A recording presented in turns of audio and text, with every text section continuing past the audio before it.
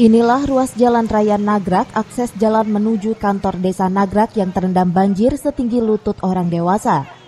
Banjir dipicu dari saluran irigasi yang tersumbat dengan tumpukan sampah dan ranting pohon yang meluap ke ruas jalan dan merendam sejumlah rumah warga di Desa Nagrak, Kecamatan Sukaraja, Kabupaten Bogor. Akibat ruas jalan yang terendam banjir, para pengendara motor yang melintas di jalur tersebut terpaksa harus berhati-hati. Bahkan ada pula kendaraan yang mogok dan harus didorong karena tak kuat menahan derasnya air. Omad, salah seorang pengendara motor, mengaku saat melintas di ruas Jalan Raya Nagrak yang terendam banjir itu nyaris terjatuh karena harus menahan derasnya air. Meski kendaraan yang ditumpanginya tidak mati mesin, namun pihaknya meminta kepada dinas terkait untuk membangun saluran drainase dan saluran irigasi di pinggir jalan yang tersumbat, agar tidak menimbulkan kecelakaan dan membahayakan pengendara jalan.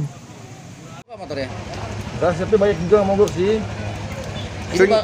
Sering jalan lewat jalur ini? Sering. Ini baru kali dibanjir ini. Berapa meter Pak kira-kira Pak? Ya, hampir setengah meter. Ini masih mending, biasanya sampai setengah badan loh kalau lagi hujan deras. Ya. Bapak rencananya mau kemana emang? Saya mau pulang ke Sukatani, Pak. Banjir kenapa? Air hujan. Macet. Ya.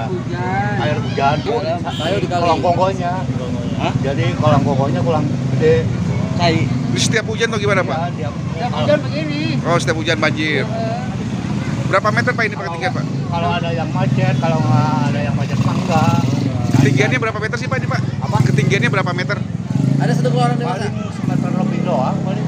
Semeter, setengah meter. Setengah meter. Setengah meter ya Pak.